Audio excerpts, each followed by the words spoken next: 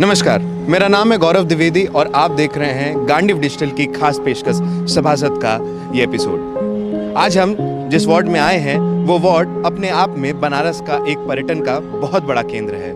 हम इस समय मौजूद हैं दशाश्वमेध वार्ड में। जैसे ही हम दशाश्वमेध का नाम लेते हैं हमारे दिमाग में सीधे एक घाट की सीनरी आती है जहाँ पे बनारस की मेजर अट्रैक्शन जो पंडित हैं वो गंगा आरती करते नजर आते हैं।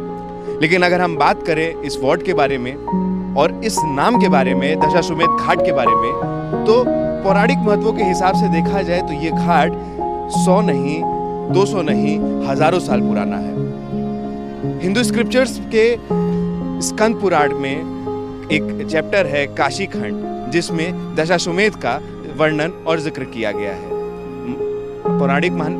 धार्मिक और पौराणिक मान्यता ये भी है कि इसी घाट पर भगवान शिव और भगवान विष्णु ने 10 अश्वमेध यज्ञ किए थे, जिसके बाद से इसका नाम दशाश्वमेध पड़ गया। वार्ड नंबर 96 यानी कि दशाश्वमेध वार्ड। अगर हम इस वार्ड के बारे में बात करें तो ये एक ऐसा वार्ड है जो कि बनारस के पर्यटन का एक बहुत बड़ा केंद्र है। कोई भी जो बनारस घूमने आता है वो दशाश्वमेध जरूर आता है। यहाँ पर काशी विश्वनाथ का दर्शन जरूर करता है, अन्नपूर्णा देवी का दर्शन जरूर करता है और ये लगभग सारे मंदिर इसी वार्ड में आते हैं। तो अपने आप में पर्यटन का बड़ा केंद्र बन जाता है। साथ ही साथ अगर हम बात करें यहाँ के सभासद के बारे में तो बाबा नरसिंह अपने आप में एक बहुत ही कद्दावर नेता हैं, जो कि एक बार नहीं, 2 बार नहीं, बल्कि कई बार बनारस के सभासद सदन के सदस्य रह चुके हैं और इस समय बनारस नगर महापालिका सदन के सभापति भी हैं। तो आइए देखते हैं क्या है इस वार्ड की स्थिति। गांडीव डिजिटल की टीम इस समय दशाश्वमेध घाट पे खड़ी है। हम आए हैं यहाँ पे पता करने की यहाँ के सभासद से जनता संतुष्ट है या नाराज है। बात करें इस वार्ड की तो अपने आप में पर्यटन का बड़ा केंद्र है। उसके बाद आइए सबसे पहले हम निहारिका के पास चलते हैं। निहारिका, आप बताइए इस वार्ड को देख के आपको क्या लग रहा है?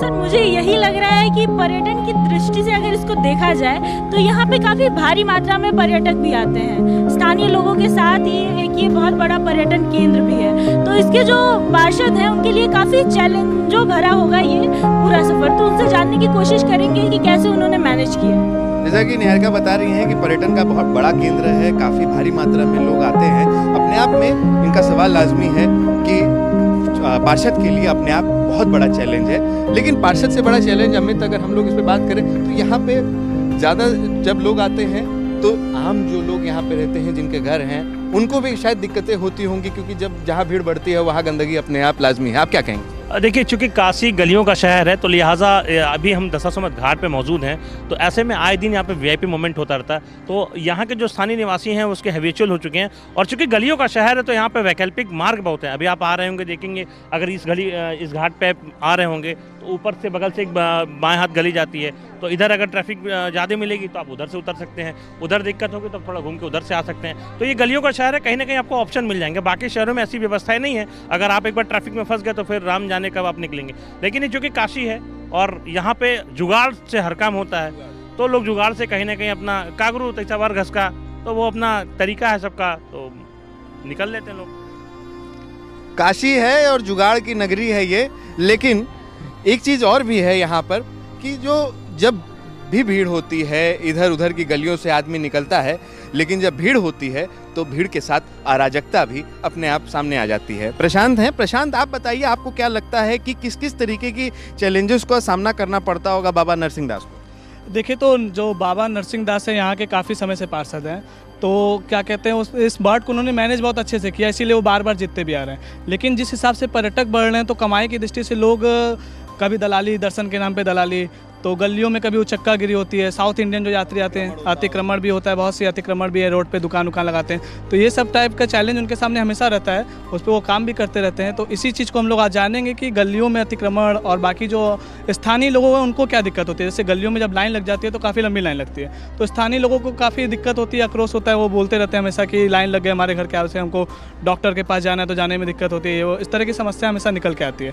तो कहीं ना कहीं चैलेंज भी है। लेकिन वार्ड ना केवल बनारस, बाकी ये जो एरिया है विश्वविख्यात है। दशाश्वमेध की आरती यहाँ की विश्वविख्यात है, बाकी वार्ड बहुत इंपॉर्टेंट है।